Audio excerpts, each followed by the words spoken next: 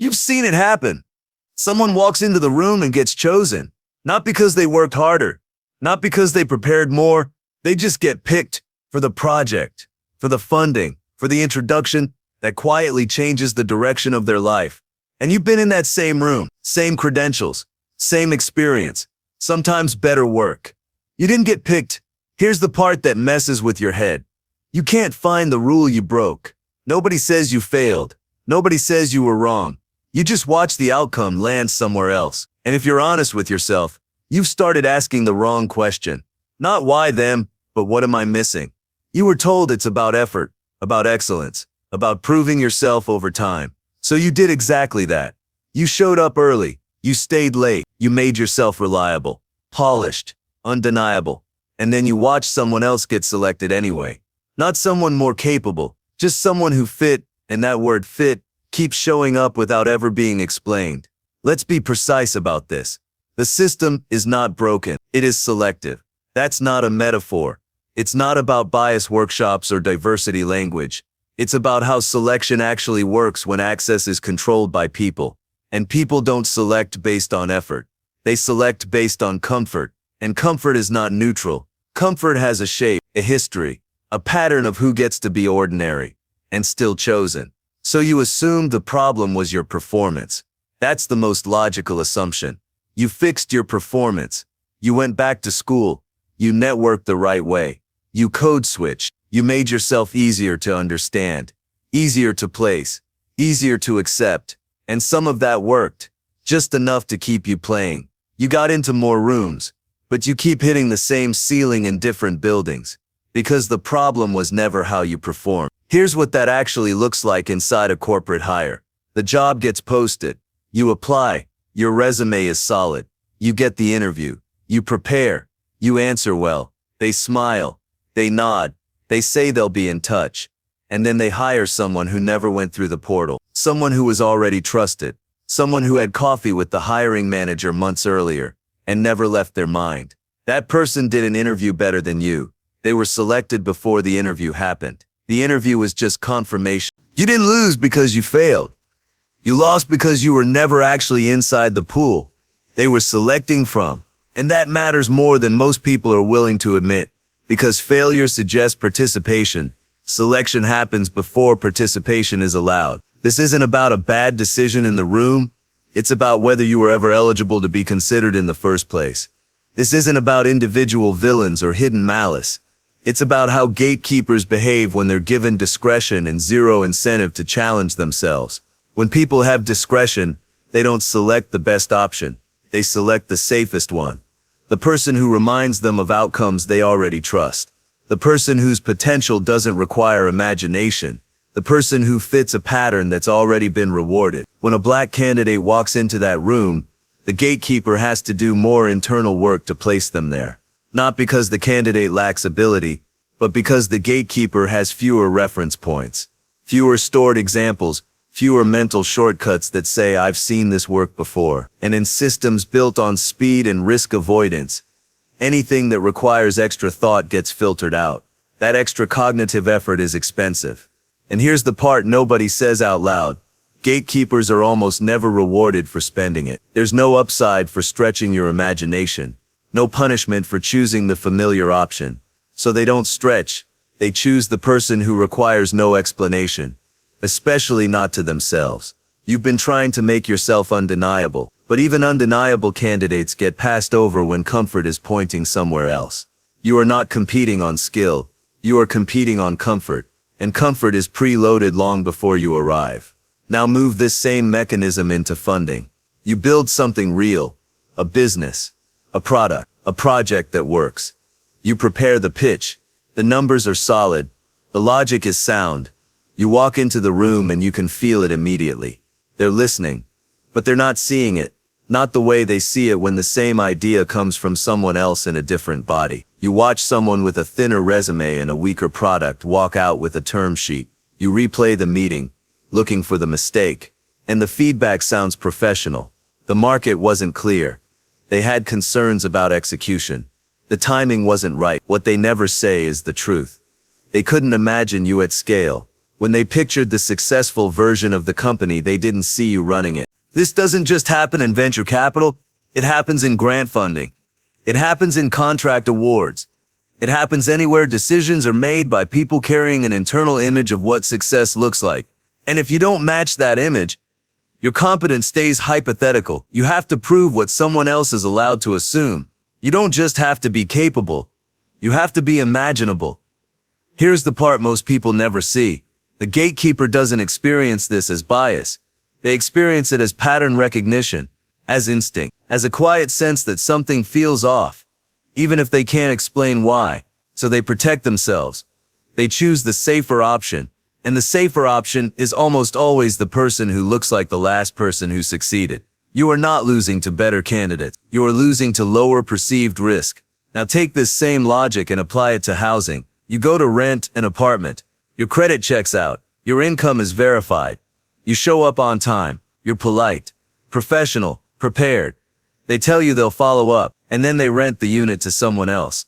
Someone whose application came in later. Someone with similar numbers, but whose name felt familiar, whose references felt easier, whose presence didn't make the landlord pause and imagine problems that haven't happened yet. You weren't rejected because you failed a test.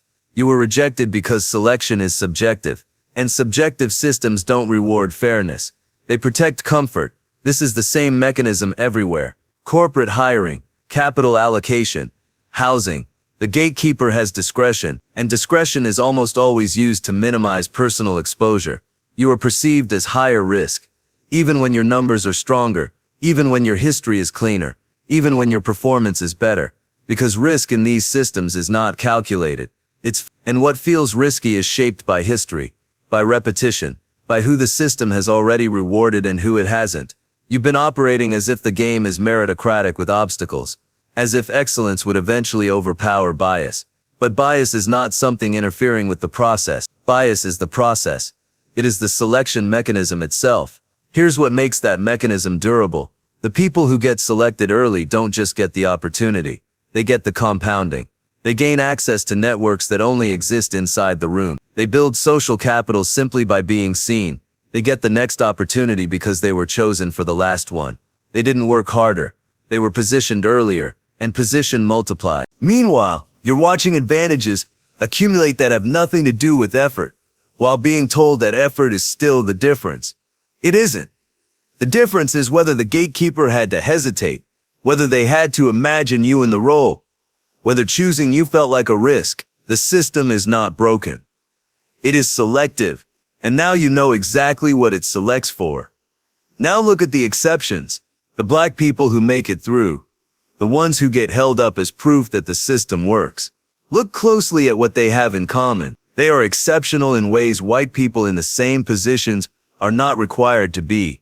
They are more credentialed, more polished, more prepared. They worked harder to reach the same threshold, and then they are presented as evidence that the system is open, but their success does not disprove the mechanism. It confirms it. It shows how much extra required to override selection bias.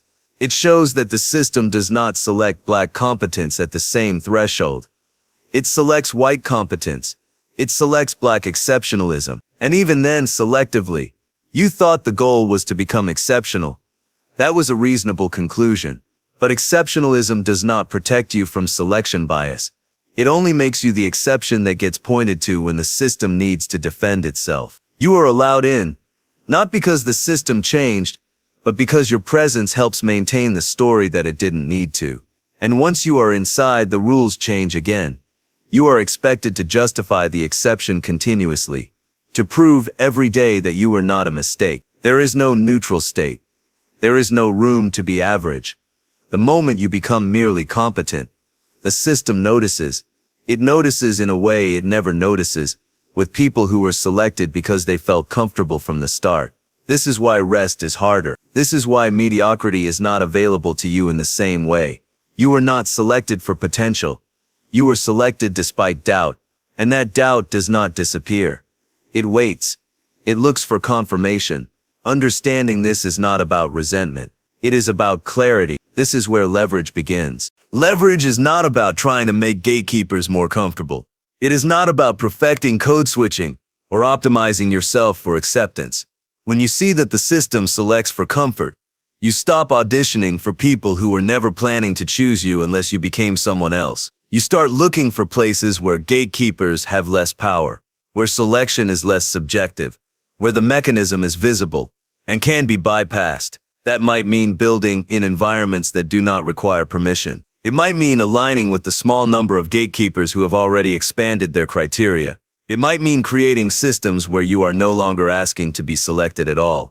But it starts by stopping the performance, stopping the belief that enough optimization will produce fairness. It won't. Not because you lack ability, but because fairness is not what these systems are designed to produce. They are designed to reproduce comfort, and comfort protects the people who are already inside. You've been trying to get inside by being undeniable. But the door is not locked because you lack a key. The door is locked because the people inside prefer it that way.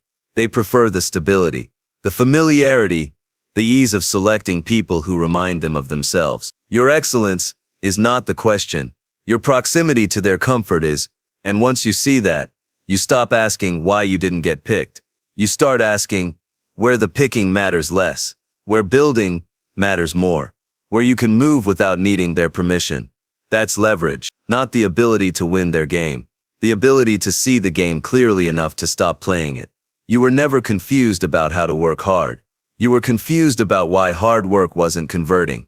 Now you know the system doesn't convert effort into selection at the same rate for everyone. It converts comfort into selection, and you are not starting from comfort.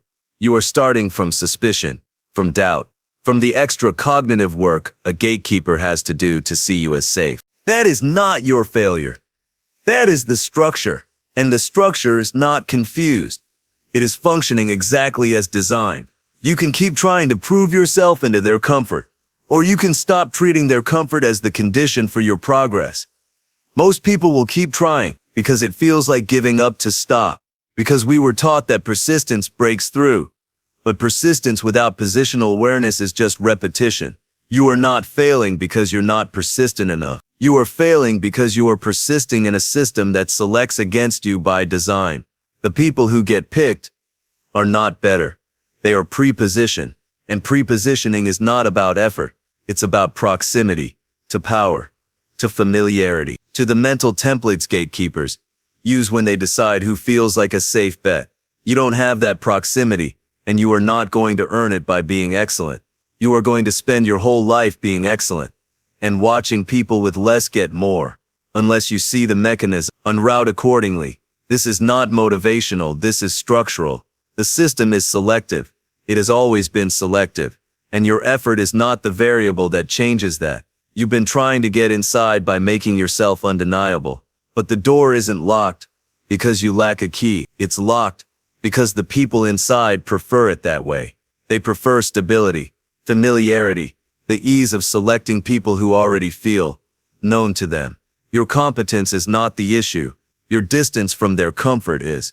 Once you see that, the questions change. You stop asking why you weren't picked. You start asking where selection matters less, where building matters more, where movement doesn't require permission from the same people who benefit from keeping the door closed. That is leverage, not the ability to win their game, the ability to see the game clearly enough to stop playing it. You were never confused about how to work hard. You were confused about why hard work wasn't converting into results. Now I saw. The system does not convert effort into selection at the same rate for everyone. It converts comfort into selection. And you are not starting from comfort. You are starting from doubt, from suspicion, from the extra cognitive work a gatekeeper has to do to see you as safe. That is not your failure. That is the structure, and the structure is not unclear. It is functioning exactly as designed. You can keep trying to earn your way into someone else's comfort, or you can stop treating their comfort as the condition for your progress. Most people will keep trying because stopping feels like giving up, because we were taught that persistence eventually breaks resistance. But persistence without positional awareness is just repetition. You are not failing because you lack persistence. You are failing because you are persisting inside systems that are designed to select against you. The people who get picked are not better. They are pre-positioned, and pre-positioning has nothing to do with effort. It has everything to do with proximity. Proximity, to power, to familiarity, to the mental templates gatekeepers use when they decide who feels safe. You don't have that proximity, and you will not earn it by being excellent. You can spend your entire life being excellent and still watch people with less move faster, unless you see the mechanism and route around it. This is not motivation. This is structure. The system is selective. It has always been selective, and effort is not the variable that changes that.